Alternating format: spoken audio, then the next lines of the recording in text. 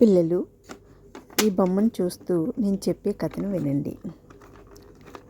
ఒకప్పుడు ఒక చిన్న పట్టణంలో ఒక రైలు మరియు ఒక కారు ఉండేవి.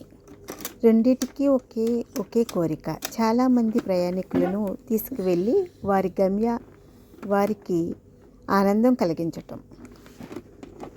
కారు చిన్నది, చురుకుగా ఉండేది. అది అతి వేగంగా రోడ్డుపై తీసుకువెళ్ళి ఒక కుటుంబాన్ని లేదా కొంతమందిని మాత్రమే వెళ్ళగలిగేది. రైలు పెద్దది, బలంగా ఉండేది.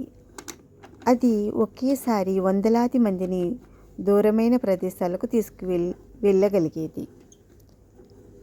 ఒకరోజు కారు రైలుతో అన్నది, "నేను చాలా వేగంగా పరిగెత్తగలను, రోడ్డు మీద ఎక్కడైనా వెళ్ళగలను. నీవు మాత్రం రైలు పట్టాల మీదే కదిలి కాబట్టి నేను మంచిదాన్ని" అంది.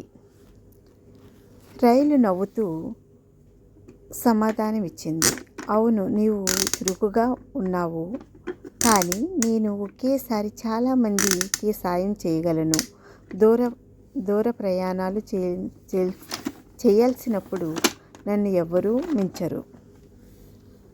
అప్పుడు ఇద్దరూ గ్రహించారు, కారు చిన్న దూర ప్రయాణాలకు చాలా ఉపయోగకరమైనది, రైలు పొడవైన ప్రయాణాలకు అవసరమని. ఇలా వారు తమ ప్రత్యేకతను గుర్తించి ఒకరినొకరు గౌరవించుకున్నారు. కథలో బోధ: ప్రతి ఒక్కరికి తమ ప్రత్యేకత ఉంటుంది. మనం ఇతరులతో పోల్చుకోవాల్సిన అవసరం లేదు. సరేనా పిల్లలు? కథ బాగుందా? ఈ బొమ్మ కూడా చూడండి ఎంత బాగుందో. ప్రతిదీ కూడా చాలా బాగా డిజైన్ చేసి ఇచ్చారు కదా. చూసి మీరు కూడా కొనుక్కోండి. సరేనా? బాయ్.